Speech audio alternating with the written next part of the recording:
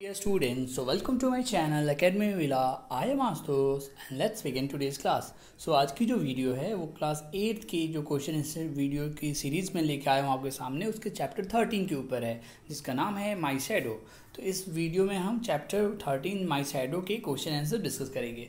तो बिना देरी किए हुए शुरू करते हैं। पहला क्वेश्चन है ना, what is the funniest thing about the speakers poets shadow. जिस कहानी में कहानी एक जो पोएम है, सॉरी ये जो पोएम है वो शैडो के ऊपर है और इसके लिए आप मेरी वीडियो जो है वो आप देख सकते हैं मेरे चैनल के प्लेलिस्ट में जाके। 8th क्लास की वीडियो की चैनल लिस्ट है, उसमें आपको ये मिल जाएगी और मैं आपके लिए इस वीडियो की उस वीडियो की लिंक भी इसके डिस्क्रिप्शन में डाल दूँगा, तो आप देख सकते हैं वहाँ से जाके।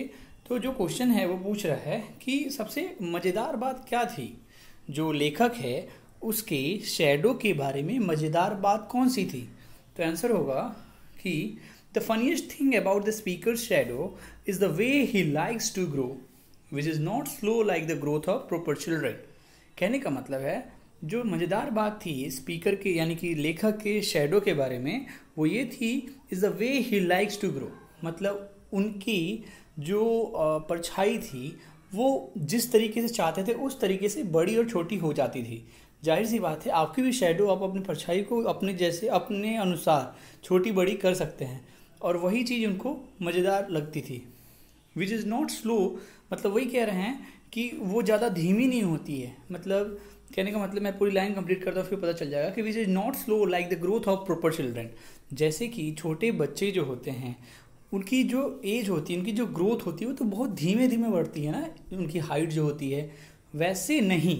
विच इज़ नॉट स्लो मतलब कंपेयर किया जा रहा है कि इनकी जो शैडो है वो अपने हिसाब से बड़ी और छोटी वो बहुत तेज़ी से कर सकते हैं, ना कि बच्चे की ग्रोथ की जैसे। वो कंपेयर करना बताना चाह रहे हैं कि मेरी जो शैडो है बच्चे की ग्रोथ की जैसे नहीं है कि धीरे धीरे ग्रो हो, मैं उसको अपने हिसाब से बड़ा और छोटा कर सकता हूँ। तो ये उनके बारे में मज़ेदार बात लगती है। ठीक है, सेकंड क्वेश्चन है कि what happened one morning before the sunrise. ये कहना चाह रहा है कि एक सुबह सनराइज़ के पहले क्या हुआ, है ना, मतलब उस सुबह क्या हुआ वो बताना चाह रहा है। आंसर अब होगा इसका कि one morning before the sunrise the speaker rose मतलब राइज का थर्ड फॉर्म है, सेकंड फॉर्म है। The speaker rose and went out of bed but his shadow kept sleeping in the bed. मतलब एक सुबह क्या हुआ सनराइज के पहले कि स्पीकर उठा, मतलब जो हमारा राइटर हैं पोएट हैं वो उठे और वेंट आउट ऑफ बेड मतलब बाहर निकले बिस्तर से, but his shadow kept sleeping in his bed, but लेकिन उनकी जो परछाई थी वो बेड में सोई ही रही। तो ऐसा क्यों हुआ आप भी सोच सकते हैं ना, क्योंकि जाहिर सी बात है शैडो किसकी वजह से होता है, तो शैडो होता है आपकी सूरज की वजह से। लेकिन सुबह के टाइम पे तो सूरज की रोशनी उतनी तेज़ नहीं आती, इसलिए शैडो नहीं बन पाता है। शैडो अगर ऊपर रहेगा, अब मतलब सॉरी सूरज की रोशनी ऊपर से आएगी तभी तो शैडो बनता है ना, मतलब आपके साइड से। लेकिन सूरज तो उस समय उगा ही नहीं रहता है। बिफोर सनराइज लिख रहा है ना, तो बिफोर सनराइज तो मतलब सूरज तो होगा ही नहीं, तो शैडो ही नहीं बनेगी। ठीक है, तो वही उस समय हुआ था।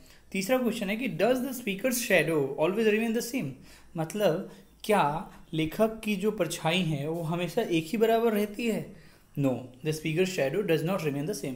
नहीं, ऐसा बिल्कुल नहीं है। स्पीकर की शैडो जो है हमेशा बढ़ते घटते रहती है। चलिए अगले क्वेश्चन पे आते हैं जो है ट्रू एंड फॉल्स। तो पहला क्वेश्चन है कि the speaker shadow James after him when he comes into his bed. यहाँ पे एक वर्ड है जो कि थोड़ी मिस्टेकन हो गई है, तो आंसर जो होगा ग्रो होगा यहाँ पे, after him when he comes into his bed, तो ये फॉल्स होगा। दूसरा क्वेश्चन है कि at times the speaker shadow is taller than him, मतलब कहना चाह रहा है ये इस लाइन के थ्रू कि हमेशा की तरह जो स्पीकर की शैडो है वो उसकी मतलब कुछ समयों पे, एट टाइम्स मतलब कुछ समय पे जो स्पीकर की शैडो है वो उससे कभी बड़ी भी हो सकती है। तो हाँ, कभी कभी हो भी सकती है, तो ये ट्रू है। फिर तीसरा है कि the speaker shadow always follows him. कह रहा है कि जो स्पीकर की यानी स्पीकर, बार बार मैं यही बोल रहा हूँ, स्पीकर यहाँ पे लेखक के लिए बोला गया है, स्पीकर मतलब बोलने वाला। तो स्पीकर की जो परछाई है क्या उसको पीछा करती है उसका, फॉल्स, है ना। चौथा है कि the speaker shadow was very active, मतलब स्पीकर का जो शैडो है परछाई है वो बहुत फुर्तीला है।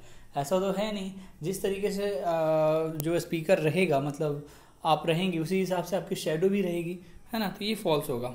चलिए अब देखते हैं, think and right answer the following question briefly में। पहला क्वेश्चन है कि what does the shadow of the speaker do, मतलब स्पीकर यानी कि लेखक की जो परछाई है वो क्या करती है। तो आंसर है कि the shadow of the speaker goes in and out with him, मतलब लेखक की जो परछाई है वो लेखक के साथ अंदर और बाहर आती जाती रहती है। दूसरा क्वेश्चन है कि how does the shadow grow, मतलब लेखक की जो परछाई है वो कैसे बढ़ती है। तो the shadow sometimes shoots up taller like and sorry यहाँ पे एन होगा, एंड नहीं है, like an Indian rubber ball, मतलब जो ये कहना चाह रहा है कि कभी कभी क्वेश्चन जो पूछा था कि लेखक की जो परछाई वो कैसे बढ़ती है, किस तरीके से तुलना किया गया है, तो उसकी तुलना की गई है कि शेडो की जो लंबाई है वो ऐसे बढ़ती है जैसे कि शूट्स अप मतलब ऊपर जाना, शूट्स ऑफ टॉलर मतलब बहुत लंबा ऊपर जाना, किसकी तरह, India rubber ball. India rubber ball का मतलब होता है जो आपके पास रबर की जो गेंद होती है ना, इंडिया इसलिए बोला कि यहाँ पे जहाँ खेला जाता है, जो थोड़ा सा जिसको हम जंपर बॉल भी बोलते हैं, वो बहुत जंप करती है, तो उसी से तुलना की गई है। तो उस तरीके से जैसे वो हाइट उछाल लेती है बॉल, उसी तरीके से कभी कभी लेखक की जो परछाई है वो लंबी होती जाती है, ठीक है। तीसरा क्वेश्चन है why does the speaker call his shadow lazy. अब लेखक ने अपने कविता में अपनी परछाई को आलसी क्यों कहा है ना। तो आंसर होगा कि the speaker shadow could not rise early in the morning so he said him lazy. कहना चाहता है कि लेखक की जो परछाई है वो सुबह सनराइज के पहले उसके साथ नहीं होती है, इस वजह से उसने जताया है कि मेरी तो परछाई लेजी है, मतलब सुबह जल्दी नहीं उठती है। और अगले क्वेश्चन पे आते हैं जो बड़े 50-60 वर्ड्स में देने हैं। तो पहला क्वेश्चन है कि how does the shadow of the speaker behave, मतलब लेखक का जो शेडो है, परछाई है, वो कैसे बिहेव करता है, यानी कि कैसे बर्ताव करता है। और does your shadow also behave similarly, क्या आपका भी शेडो ऐसे ही करता है। तो चलिए देखते हैं आंसर क्या होगा। पहला कि the shadow of the speakers move with him, it goes in and out with him. वही बात है कि लेखक की तरह ही, लेखक के जैसे ही अंदर बाहर आते रहती है उसकी परछाई। He also स्लीप्स with the poet and grows taller like India rubber ball, मतलब लेखक के साथ ही उसकी परछाई सोती है और उसी के साथ उसकी जो परछाई बड़ी होती है एक इंडिया रबर बॉल की तरह। And gets so little that there is none of him at all. और कभी कभी तो ऐसा भी होता है कि ऐसी हो जाती है परछाई, इतनी छोटी हो जाती है कि ऐसा लगता ही नहीं है वहाँ पे कोई है भी, ठीक है। तो does your shadow also behave similarly, हाँ मेरी भी शेडो, ऑब्वियसली सबकी शेडो ऐसी होगी, ठीक है। तो यस लिख सकते हैं इसके लिए आंसर। चलिए why does the speaker call his shadow the funniest thing. अब लेखक ने अपनी परछाई को द फनीस्ट थिंग यानी कि मज़ेदार बात से क्यों ताल्लुक मतलब कंपेयर किया, तुलना किया है। तो आंसर होगा कि the way of getting smaller और longer of the shadow is so peculiar that the poet calls it the funniest thing. देखिए पेक्यूलियर एक वर्ड होता है, मतलब निराला, अद्भुत। तो यही कहा जा रहा है कि जिस तरीके से the way of getting smaller, मतलब जिस तरीके से उसकी परछाई छोटी और बड़ी होती है ना, तो इज सो पेक्यूलियर मतलब अजीब ही है, मतलब अद्भुत है, निराला है, that the poet calls it the funniest thing, इसीलिए उसको ये मज़ेदार बात लगती है कवि को, ठीक है। तीसरा क्वेश्चन है कि why do you think the shadow of the poet did not accompany him before the sunrise. Accompany का मतलब होता है साथ देना। तो यहाँ पे यही क्वेश्चन पूछा जा रहा है कि आपको ऐसा क्यों लगता है भाई कि जो पोएट है, पोएट यानी कवि है, उसकी जो परछाई है उसका साथ क्यों नहीं देती है बिफोर द सनराइज, सूरज उगने के पहले उसके साथ उसकी परछाई क्यों नहीं होती है, एक्सप्लेन, वर्णन करे। तो जाहिर सी बात है, आपको पता है, मैंने पहले भी बता रखा है और अभी इसी लाइन के थ्रू आपको बताऊंगा। आंसर्स पढ़ते हैं। The shadow of the poet had no existence, existence मतलब अस्तित्व है। तो the shadow of the poet had no existence before the sunrise because without light a shadow does not form. मतलब वही कहा जा रहा है कि shadow of the poet had no existence, मतलब पोएट या फिर किसी का भी जो परछाई होती है उसका कोई अस्तित्व ही नहीं रहता है। कब? बिफोर द सनराइज, यानी कि सूरज उगने के पहले किसी का अस्तित्व ही नहीं रहता है। बिकॉज विदाउट लाइट, क्यों ऐसा क्यों होता है भाई? सूरज उगने के पहले क्यों नहीं होता है आपके परछाई का अस्तित्व? क्योंकि सनराइज के पहले, सूरज उगने के पहले कोई लाइट ही नहीं होती है, कोई उजाला ही नहीं होता है और a shadow does not form, इस वजह से आपकी परछाई नहीं बनेगी। So the shadow did not accompany him before the sunrise. और इसीलिए हम कहते हैं कि कवि का जो परछाई है वो उसका साथ नहीं देती है बिफोर द सनराइज, सनराइज के पहले, ठीक है।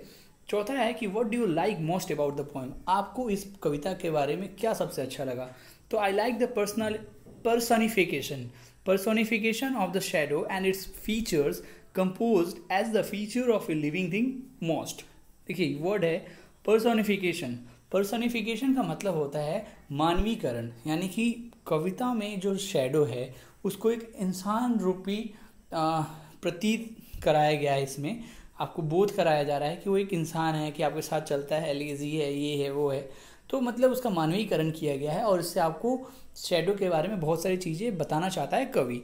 तो इसीलिए मैं भी बोलना चाह रहा हूँ कि मुझे कविता में सबसे अच्छी चीज़ यही लगी कि पर्सोनिफिकेशन शैडो का बहुत अच्छे तरीके से किया गया है, यानी कि छाया की जो मानवीकरण की गई है वो मुझे बहुत अच्छा लगा। And its feature composed as the feature of a living thing must, और उसको जीवंत किया गया है ना। जो शैडो है उसको एक मानवीकरण तो किया गया है, साथ ही साथ ऐसा लगता है कि हाँ वो भी जी रहा है हमारे साथ, वो भी जी रहा है। जैसे कि आपने देखा ना कि कविता में कवि के साथ वो उठ बैठ रहा है, उसके साथ बाहर जा रहा है, बड़ा हो रहा है, छोटा हो रहा है, वो सारी चीज़ें। तो इसलिए मुझे ये चीज़ बहुत अच्छी लगी। अब वर्ड स्टडी पे आते हैं, जो लास्ट है कि यहाँ पे लिखा जा रहा है कि आपका ये आपने एडजेक्टिव पढ़ा होगा, जैसे कि होता है ना कि फ़नी, फनियर, फनीएस्ट, यानी कि कंपैरेटिव डिग्री, सुपरलेटिव डिग्री, तो वो सारी चीज़ें यहाँ पे की गई है। तो यहाँ पे कुछ जो वर्ड्स थे वो जो यहाँ फिलअप नहीं किए थे, मैंने यहाँ पे डार्क लेटर में मैंने फिलअप कर दिया आपके लिए कि स्लो स्लोअर स्लोएस्ट होता है, अर्ली अर्लियर अर्लीस्ट होता है, fast faster fastest, lovely lovelier loveliest. Beautiful का ध्यान रखेंगे हमेशा कि ब्यूटीफुलेस्ट नहीं होता है ऐसा कुछ, तो ब्यूटीफुल का होता है beautiful, more beautiful and most beautiful. तो इसी के साथ ये वीडियो खत्म होती है। आशा करता हूँ मैं आपको वीडियो में आपको ये चैप्टर जो है अच्छे समझा पाऊँगा। अगर कोई क्वेरी है प्लीज़ मुझे कमेंट सेक्शन में लिख के मेरे से पूछिए, मैं जल्द से जल्द आपके कमेंट्स का रिप्लाई करने की पूरी कोशिश करूँगा और ऐसे ही वीडियोज़ आपके लिए लेके आते रहूँगा। आपके कमेंट्स वैल्यूएबल फीडबैक मुझे बहुत ज़रूरी हैं ताकि मैं उसमें सुधार कर सकूँ अपनी वीडियोज़ में। और आगे मेरे चैनल को प्लीज़ शेयर सब्सक्राइब करें। तब तक के लिए बने रहिए मेरे चैनल पर। Thank you so much.